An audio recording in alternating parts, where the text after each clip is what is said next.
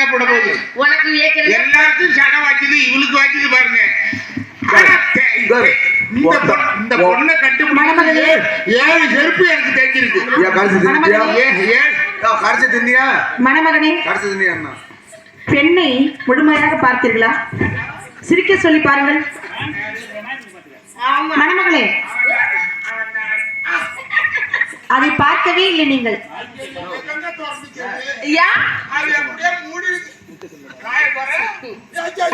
யாமாமா? ஐயோ மச்சான், உனக்கு ஐயோ முத்து போல் பல்லடகி அப்படி சொன்னான புறக்கரு. எனக்கு என்ன குறைச்ச? நீ கட்டிக்க போற பொண்ணுக்கு பல்லு வந்து முத்து போல் அப்படின்னு சொன்னனே. இதான் அவனை பார்த்தனா இப்ப ஒரே குத்து முத்து போல் பல்லடகி ஒரு மாதிரி இருக்கு. பல்லு விளக்கிறது நாளைக்கு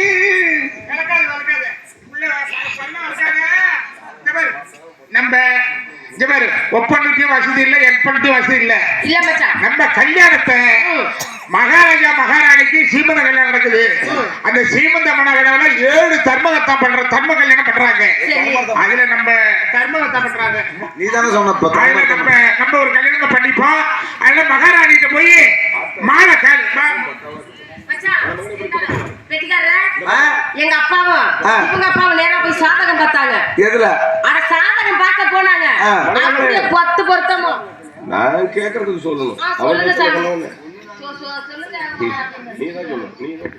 என்னதான் அங்க சரி மகாராஜா. மலைமகளே வணக்கம். சரி, வணக்கம். மங்களம் உண்டாகட்டும். இப்பொழுது நீங்கள் திருமணம் செய்து கொள்வதற்காக வந்திருக்கிறீர்கள்.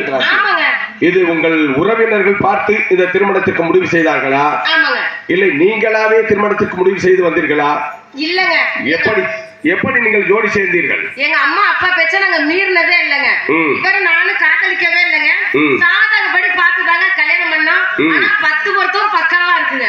அப்படியா? ஆமாங்க. ஜாதகம் பார்த்தீர்கள், பொருத்தம் சரியாக இருக்கிறது. மணமகளே, நீங்கள் செய்தது தவறு. ஆமா. இப்பொழுதெல்லாம் ஜாதகம் பார்க்க வேண்டிய அவசியம் கிடையாது. என்ன பார்க்க வேண்டியது என்ன தெரியுமா? சொல்லுங்க மகாராஜா. இந்த மணமகனை ஒரு பெரிய மருத்துவமனைக்கு அழைத்து செல்ல வேண்டும். மருத்துவமனைக்கா? ஆமா, மருத்துவமனைக்கு அழைத்து கொண்டு போய் இவரை முழு உடல் பரிசோதனை செய்ய வேண்டும். இவருக்கு கிட்னி இருக்கிறதா, நுரையீரல் இருக்கிறதா, கல்லீரல் இருக்கிறதா, கல்லீரல் இதயம் இருக்கிறதா, அதுல எத்தனை ஓட்டை இருக்கு, நம்ம மறைச்சிக்கணும்.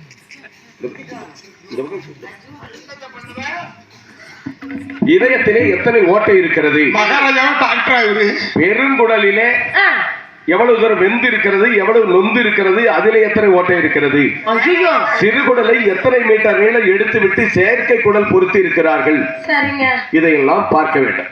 அதை பார்ப்பது மட்டுமல்ல, அவர்களுடைய உடையெல்லாம் கழட்டி விட்டு கையில எத்தனை இடத்துல ஒடிஞ்சிருக்குது தையல் போட்டிருக்கிறாங்க, காலில் எத்தனை இடத்துல ஒடிஞ்சிருக்கு அதுல தையல் போட்டிருக்கிறாங்க, எந்த இடத்துல இருந்து தசையை அறுத்து அடுத்த இடத்துல வச்சு தச்சிருக்கிறாங்க, இப்படின்னு இந்த பரிசோதனைகள் முழுவதும் நீங்கள் செய்த பிறகுதான் இந்த மடமேலை திருமணம் செய்து கொள்ள வேண்டும்.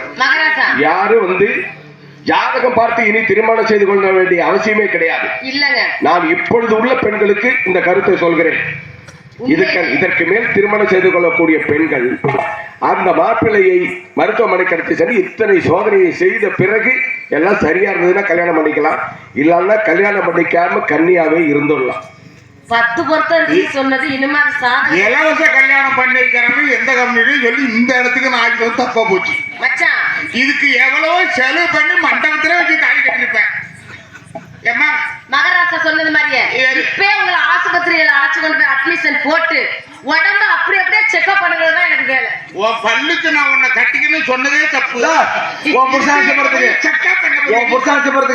பணம் பயப்படாத, நான் எதுக்கு இருக்கேன், குடல் சுத்தமா இருக்கா, இருதயம் இருக்கா, ஈரல் இருக்கா அப்படின்னு இப்பெல்லாம் மாப்பிள்ளைய செக் பண்ணி கல்யாணம் பண்றதா ஊர்ல முக்கால் பொண்ணுக்கு கல்யாணம் நடக்குது. குடல் சுத்தமா இப்ப எந்த பயிலுக்கா இருக்கு, கடவுள்ல இங்க பாத்தியா என்னங்க மகாராஜா, நீங்க சொன்னது மாதிரி சாதகம் பாக்குறது தப்புதான். ஹாஸ்பிட்டல் அழைச்சு கொண்டு போய் முதல்ல செக்அப் பண்ண ஆரம்பமே என் மாநில எனக்கு ஈரல் இருக்கா, இது இருக்கான்னு செக்கப் பண்றது சரிதான். ஆம்பளைக்கு சொத்தை கொடுத்தா பொம்னடிக்கு சூத்த கொடுத்தான்ட்டு போயேன். எங்களுக்கு எல்லாம் இருக்கிறது. எங்கடா வந்து சூத்த போட்டு இருக்குது? சொயல ஒண்ணு இருக்கு, ஒரு சொயல ஒண்ணு என்ன அப்படியே வந்து ஆம்பளை ரோட்டி தான் இருக்கிறது. இதுதான் சாமி நீ அடிக்கிறியா? ஆமா, உனக்கு வைத்திருக்கா? கல்யாணம் பண்ணிக்க போற பொண்ணியா? இருந்தாலும் பரவாயில்ல, கட்டிப்பேன். இருந்தாலும் பரவாயில்ல. முன்னாடி உனக்கு கற்ப பைக்கா அது வச்சுட்டு வந்துட்டேங்க. பேசுங்க. அது முன்னாடி பாக்கணும். மகாராஜா ஆம்பளைய பாக்குறது பொம்பளைக்கு முன்னாடி கற்ப. இப்ப 3/4 பேர் எடுத்துட்டு நிக்குதுவா. அதனால முன்னாடி அந்த பை இருக்கா? நான் பாக்குறது எதுக்கு? நான் ரொம்ப எதக்க உனக்கு எத்தனை பை வேணும்னு சொல்லுயா? உனக்கு எத்தனை பை வேணும்னு சொல்லு.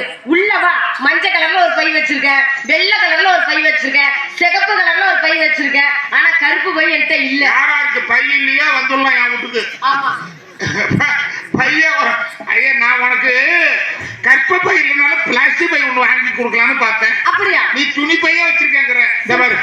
நம்ம பைய இருக்கிற பைய வச்சு குடும்பம் நடத்திப்போம். அம்மாட்ட சொல்லி மாலை வாங்கு. மகாராஜத்தையும் மகாராணிய மாட்டையும் காலில் விழுந்து மாலை வாங்க.